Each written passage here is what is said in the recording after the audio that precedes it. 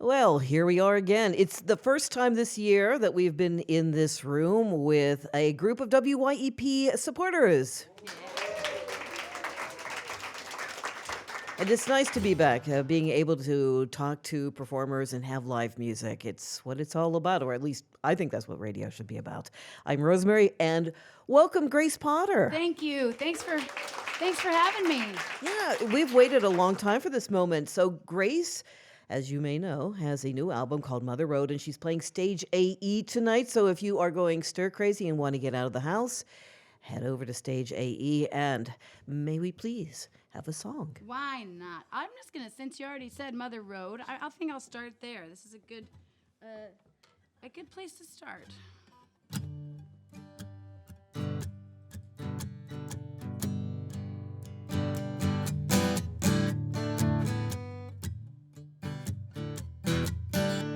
I checked in at the crossroads.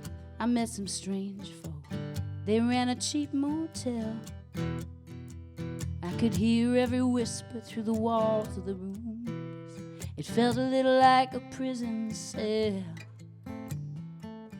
I wrote a song about a dream I had, and then they rang that dinner bell. And they whooped and they hollered when I came in, saying, "Girl, you're going straight to hell down Mother Road." Once again I turn to you, because you know how I feel, Mama. You've been run over too. So can I lean on your shoulder just until my feet find the ground?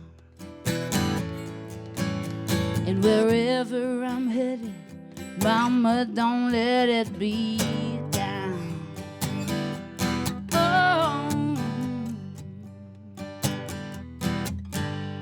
And I took a little detour out to the crater, and the sky was wild with rage. I drove my car like a rocket taking off down that sunset straightaway. There's an endlessness in the way I feel when I wrap my hands around that wheel. Only I know just how far I'm gonna go. Go down the Mother Road. I always come back to you, Mama, 'cause you know how I feel. You've been run over too. So can I lean on your shoulder till my feet find the ground? And wherever I'm headed, Mama, don't let it be down.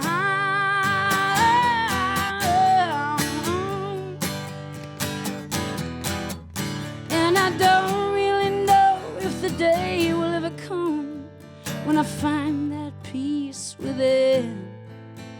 But as I roll down this rugged highway, I'm closer than I've ever been. I got caught in Oklahoma, driving too fast. I felt my world slow down, and I made my confession to the highway patrol. I said I was lost, but now I'm finally found. Well, she gave me a ticket anyway, but I didn't put up a fight, 'cause I've driven 1,000,000 miles, lived 1,000,000 lives. Now Mama's headed home tonight, down the Mother Road. I always come back to you. Show me the way, Mama, just like you always do. Yes, I'm gonna find my true north, out west or down south, and I keep on rolling till I figure it out. And wherever I'm headed, Mama, don't let it be down.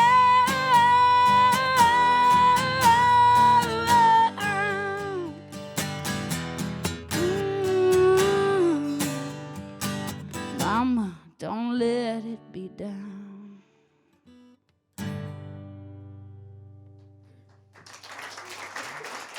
Thank you.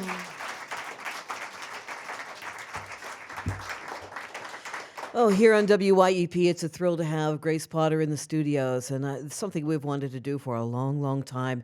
And I feel like, it's perfect right now because, in my humble opinion, I think this is your best work. Thank you so much. I agree with you. I think all musicians think they're pretty great, right, when they come up with an idea.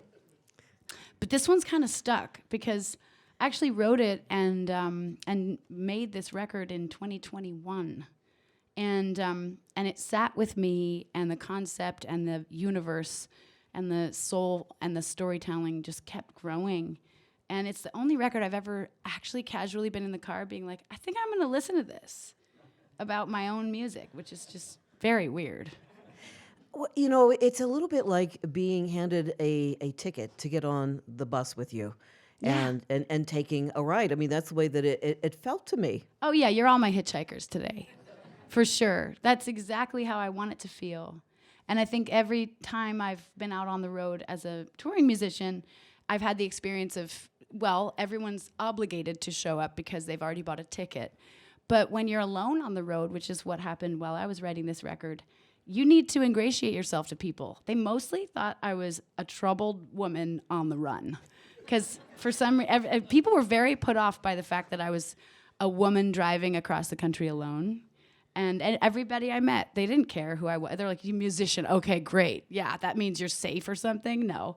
I was, really interested in the storytelling that comes from people who live in small towns that are used to transient folks coming and going. So they eyed me carefully.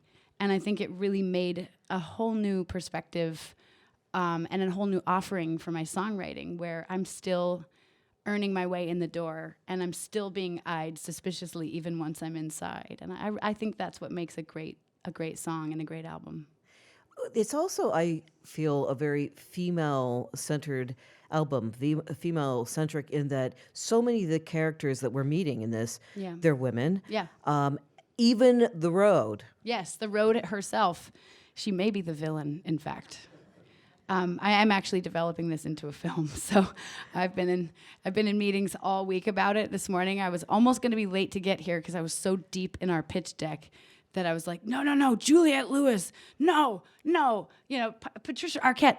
And suddenly you realize that all of the people that became empowering for me as a child tended to be female figures that were playing masculine roles. Or that were embodying something that transcended a sexuality at all. Mick Jagger, David Bowie, for example, two of my favorites. And I think there's something about that that power in the sort of plowing through the barriers that get in the way as a songwriter and also as a character creator of whether it would be female or male. I wasn't thinking about it that way. Most of them are based on imaginary friends that I had when I was about 9 or 10 years old. Lady Vagabond is, maybe I should play that. I wasn't going to play it, but I think it'd be fun to meet her. And a lot of these characters are little girl versions of myself, or teenage or troubled 20-something versions of myself. But they all bring to mind the essence of the characters that I always looked up to. And yeah, they just happen to be completely awesome females. Well, I'm not surprised that you brought up the whole idea of making a movie, because one of the things that I thought about when I was listening to this is it's very cinematic. There's all these little details that pop up that aren't necessarily in the lyrics of a song. It's, there's a song in which a tinny sounding radio is playing a song that sounds like Patti Page. Yeah. Or there's the big spaghetti Western kind of sound. Yeah. That sounds like a Tarantino film. So Yeah. you must have had a blast putting this together. But were you not just hearing the music, but seeing it? Oh, first. I saw it first. And that's, I think, what the driving did for me. What driving across the country, and for those of you who you don't need to know the backstory, but what's interesting about it is during the pandemic, I drove back and forth across the country via Route 66 4 times. 3 times by myself, and the 4th time after the record was done with my whole family and a big old trailer full of my house. And that really changed things for me because I didn't want to write an album. I wanted to write a movie. So I set out to make an original motion picture soundtrack. And that's really what this is. I'm just doing it backwards. Cart before the horse, just like I always do. You know? Well, since you also mentioned movie, you were just telling me a little bit before we came out here that there is some interaction with your music and movies. Yeah, I mean, I love music in movies, and I've always felt that the films that I love the most, like The Graduate, Simon and Garfunkel is there. You know, Harold and Maude, we've got Cat Stevens. You know, Amy Mann did the whole soundtrack to Magnolia. And for also, I think there's a time in which the music industry and the film industry weren't quite so at odds. And it's usually around the time that I was watching films. I was not born in the 70s, but I wished I was. So I love soundtracks and movies to play nice together. And I've found that there's been a disconnect in modern film for me. And I went to film school before I became a songwriter. So it all started kind of naturally progressing in this direction. But the development of this film isn't so much about the album or promoting the album as it's just coincidentally my favorite music I've ever made. But also, there you go. All I needed to do was fool myself into thinking I was making a movie the whole time, and I would have had a lot of hit records. Well, we're here with Grace Potter, and the album is called Mother Road, Stage AE tonight. Yeah. And I know you're going to do a couple more songs, and you did mention that there's a song that Disney has picked up. That's right, yes. So more recently, some of you may have even seen it and not known what was happening, but there's a song I did 12 years ago for the movie Tangled about Rapunzel, and I'm the song that comes in at the end. So for those of you who have kids, or for those of you who used to be kids and remember that movie as children, who've now grown up and had your own kids, somewhere in there, this song has permeated the zeitgeist and has become a TikTok sensation. And there's like this whole weird thing where there's a dance thing with a scene from a Melissa McCarthy movie called Tammy, where she's holding up a store. She's got a bag over her head, and she sort of dances in the midst of holding up the store. So now people are reenacting that scene, but using my song and this little 15-second clip of the lyrics as like what they're saying in the. I don't understand TikTok. That is the deepest donut hole I've ever submerged into. But what's interesting about it is that it's brought the song back to life, and it made me reconsider the song in a new way and wonder, wait, is it not just a shiny cotton candy Disney song? Is there something there? So I've reapproached it, and would you guys like to hear my reapproach? I'm gonna do my most faithful version of completely messing up a song that I wrote for Disney. Oh yeah, I need my capo for this guy. And the other thing is, Mark Wahlberg is in a movie called The Family Plan, in which another song ended up there, and that's also got a TikTok thing happening. And the more it comes to me, the more it feels like I'm in the Twilight Zone of like a fever dream, where like if TikTok had just existed when I started writing songs as an 18-year-old, I would be in space right now. Okay. This is a song called Something That I Want. She's a girl with the best intentions. He's a man of his own invention. She looked out the window, he walked out the door. And then she followed him. He said, "What you looking for?" She said, "I want something that I want. Something that I tell myself I need. Something I want. And I need everything I see. Something that I want.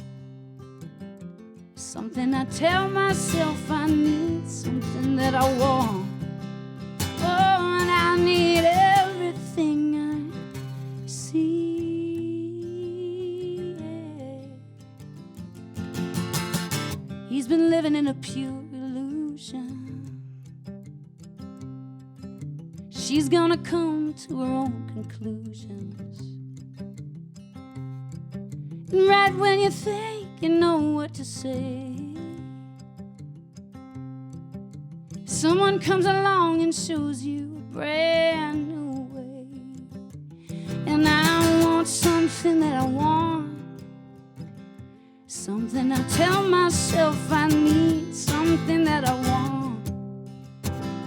And I need everything I see, something I want, something that I tell myself I need, something I want. And I need everything. It's so easy to make believe. It seems you're living in a dream. Don't you see that what you need is standing, standing, standing in front of you?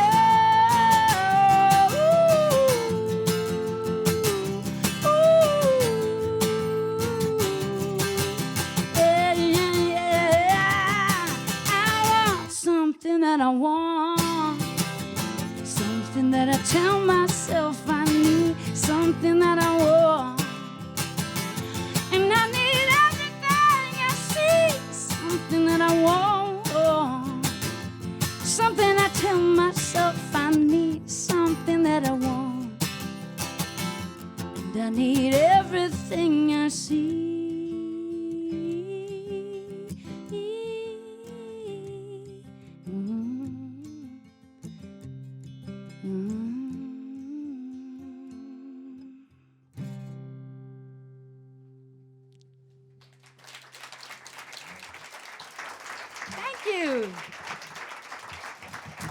Thank you so much. And I figure I'll dive into the Mark Wahlberg moment here as well, because I don't know. I've had this weird feeling like he was from Pittsburgh, but he's not. He's Jersey. I'm sorry. I misunderstood my story. I was gonna say like that Wahlburger thing. That feels like a Pittsburgh moment, like a family done right and then sends their son to Hollywood and look at him dominating the world. But maybe in a surrogate alternate dimension, which is what brings me to this particular tune. This is a dimension in which my 21-year-old self decides, instead of being a rock musician and touring with a band, I'm just gonna hang out at truck stops and see who picks me up. And that's it. That's basically the whole premise. And it's also the next single on Mother Road. So this is a song called Ready, Set, Go.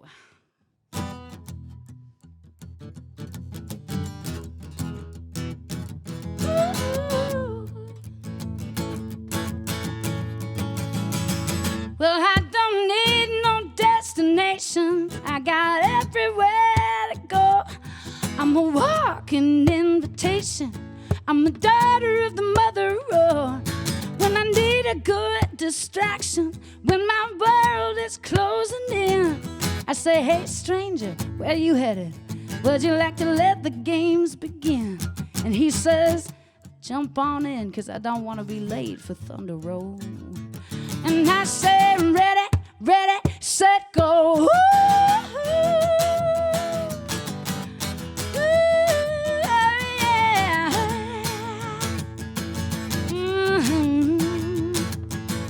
Well, I met a maxed out mama. She had 5 babies on the loose. I helped her scoop them up. She let me ride in her caboose. She took me to her congregation. Buy a ticket, save your soul. They say in the end all is forgiven, but mama, you haven't met my ghost. I got some heavy baggage, and she helped me with my load, singing ready, ready, ready, ready, set, go. Yeah, yeah. Ready, set, go.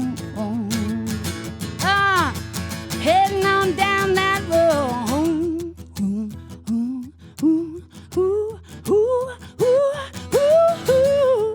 Get ready, get ready, get ready, yeah, yeah. I've learned to trust my intuition, even when it makes me scared, even when I'm hearing voices and seeing things that are not there. I saw a little girl standing by the side of the road with a blue dress on and a voodoo doll. I pulled over. I said, I'll give you a ride. She vanished right before my eyes. And I hope that spooky little girl gets to where she's going. I give her 1 for the money, 2 for the show, 3 to get ready, set, go! Yeah, yeah, yeah, yeah. Oh, ooh, oh, heading on down that road. Mm-mm. Mm-hmm.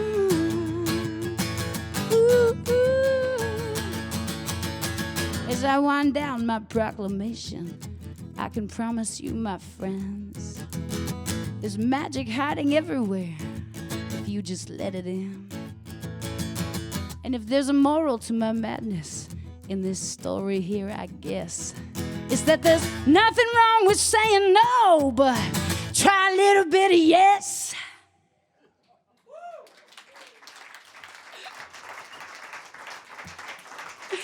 Thank you. Famous last words. There's no question you're having fun on this record and apparently on this tour as well. Very much so. I'm happy to be back. It's been a little break here, and I was so worried that I was going to have another stall out at the beginning of the tour. Pittsburgh was where we were supposed to begin our tour last year, and this rescheduling means the world to me. And I was devastated at the thought that the snow might impinge our ability to bring on the rock and soul and healing. I'm just happy to be here. Well, we're with Grace Potter, the new album, Mother Road, and Stage AE tonight. So last year was, a big year for you. Turning a new decade is always a big deal, but 40 is a pretty big year for most people. It's like, it's where you can't fool yourself anymore. It's like, okay, I'm an adult. I think it's like having a cape on, finally being caped, like James Brown. Like you get your 40 cape, you know? I don't know. I loved turning 40. The 30s were such a grind. And for emotional reasons, but also just the feeling of the uphill climb, it's not even remotely close to done yet. And a 4 looks kind of like a mountain. And now what I like to think about with the 4 is like that little leg it's holding up, that's a ladder that you get to sneaky climb up the 4 leg and then get up to the top of the mountain faster. So that's what 40 feels like for me.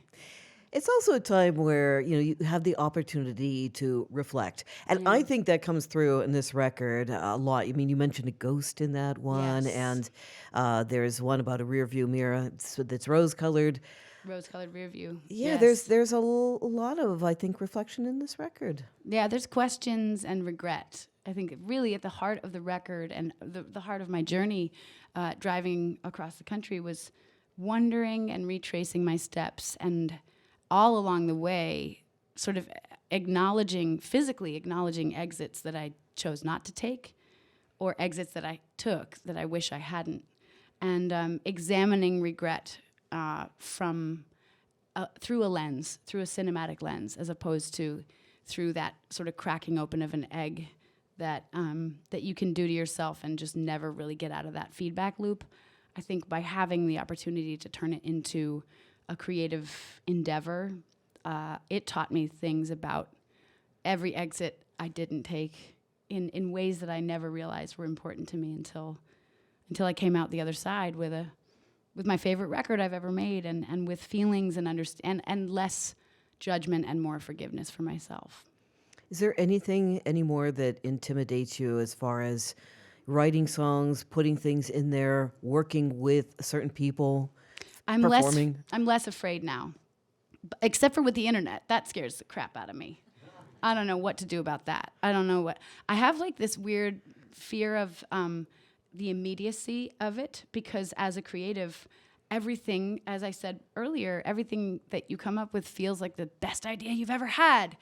And if we're all acting on those impulses and not placing our intention and our focus into something that feels truly singular and from a singular perspective, then you get caught up in this flurry of, it's almost like jumping on the wrong train, and then you're on it, like the TikTok situation. And I think it's a really wonderful thing when the train just shows up at your station, like, we've been here all the time and you're full of fans. That's great. But I don't think it's something to chase. I think that the creative endeavors I've had, the patience I've learned in getting a little more mature, have led to a far more focused and a far more honest version of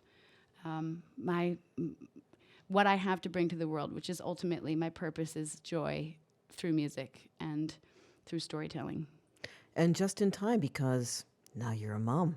That's right. Not now. 6 years ago, babe. Wow. Can you believe it? Can you believe my child? I keep calling him a baby, and a butterbean is sort of what I used to call him when he was a kid. Little baby.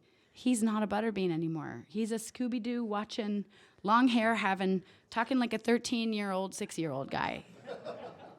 He turned 6 on Friday. So what does he teach you about yourself?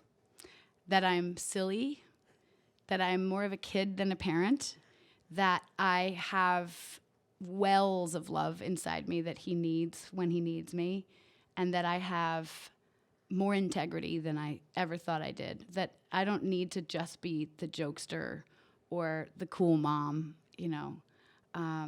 There's so many deeper levels to, I think, understanding a person that you're watching lie to you, like when you see your kid lying. Because I used to think I could fool my parents, and it was only when I saw my kid start trying to lie to me that I was like, oh no, she had my number the whole time. I thought I was getting away with it. But yeah, you can tell when your kid's lying to you. He's quite a storyteller, and he's a really good singer too. Well, that brings me to my last question. You were raised in a really creative family, so it's having a career that is creative was a reality for you because your family made it so. When you look at your son, is there anything that you think, should I tell him about this, or do you just let it go? I'm less coming from a place of fear right now. As a parent, I don't want to be worried or detract him from chasing down something magical. Like right now, it's World War I submarines. Like, I don't want him to go into a World War I submarine and go find out what happens. But I think there's something amazing about giving a human a chance to breathe and find their creativity. Your impulses and who you are. People say you come out who you are, and sometimes that's true and sometimes it's not. And this kid in particular doesn't feel like someone who needs a huge amount of nurturing. He's got a really great self-preservation button, but some kids don't. And I think I would have been a nervous wreck if I'd had a girl. I don't know why, but I think she would have really pushed all my buttons. This kid is like exactly the opposite of me. So he plays exactly to all my soft spots. He's a manipulator. He's amazing. It's so much fun to watch him work. But no, I think that guidance is good, but being the mother road and creating a road for your child is actually a mistake. I think that only we know the road that we're on, and to jump on somebody else's superhighway is never gonna serve the greater good. I think everybody's got to forge their own path. Well, we're here with Grace Potter. Tonight, Stage AE is where she will be playing, and the new album is Mother Road. One more song, please? Absolutely. I was thinking I would do Rose-Colored Rearview, as you mentioned, and I'm debating. So I'm gonna throw this one out to the audience, because for those of you listening at home, you may not know, but there's a lovely audience in front of me here. So would you like to hear the story of my what is it, self-effacing Barbie? Do you want self-effacing Barbie, or do you want imaginary friend superhero? You want Barbie? I mean, superhero and Barbie is kind of, I tricked you because it's both the same thing. I'll give you the action figure version of my imaginary friend. How about that? Does that make sense? Okay, I've never done it on guitar this way. I'm gonna do it a little different. This is going to be my Townes Van Zandt Waiting Around to Die version of my Ennio Morricone Western called Lady Vagabond. When I came into this world, I cut the silence with my howl. I was forged in the mountains till the wheel brought me on down. The world never saw me coming. When it did, it started running. That's why time flies when I'm around. my great escape in nothing but a bathing suit. They found me floating down the river in the constable's canoe. Bobby wrapped me in a blanket, said there's nothing we can do for a little lady vagabond like you. You can call me, I won't come. Call me lady vagabond, queen of the highway, daughter of the sun. Call me lady vagabond.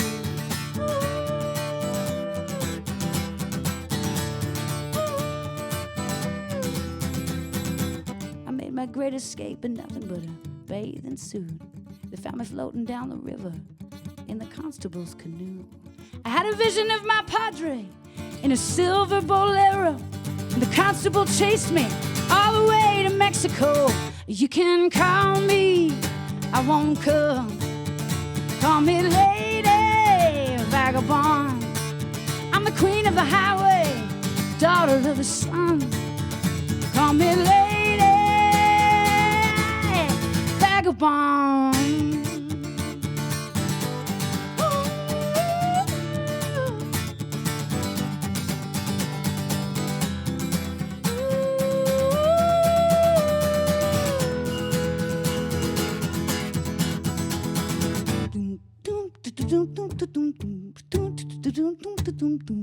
And then she sort of does this montage where she goes to Vegas. Vegas never saw me coming, but they should have started running, 'cause the money disappeared when I came to town. Yeah, I started running on the best of my turquoise trail. Nobody could find me, I was hiding in the pale. You can call me, I won't come. Call me lady vagabond, queen of the neon strip and the midnight sun. Call me lady, lucky lady vagabond.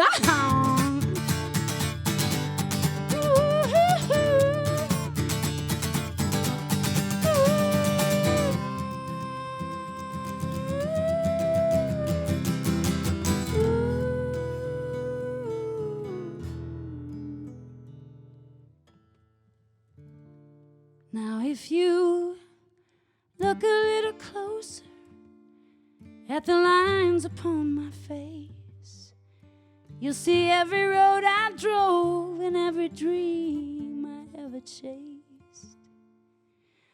I've probably died 1,000,000 times. My ghosts are kind of friends of mine. They ride along and hem my pride, the vestiges of all my lives. Sometimes they even give me good advice,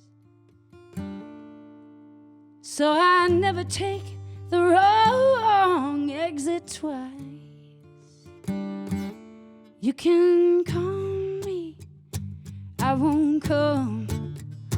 Call me lady vagabond.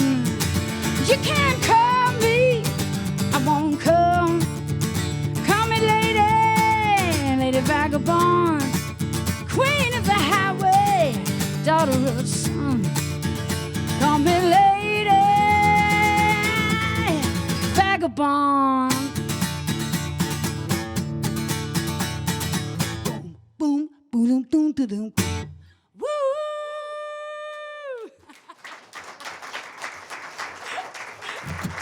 Thank you.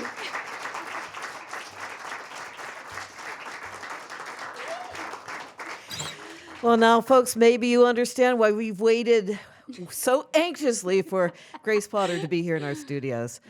Grace, thank you so much for your time today, and it was a blast, and I hope people are going to get on down to Stage AE tonight and pick up that album, Mother Road. Thank you so much for having me. Thanks, folks. Thanks again, Rosemary.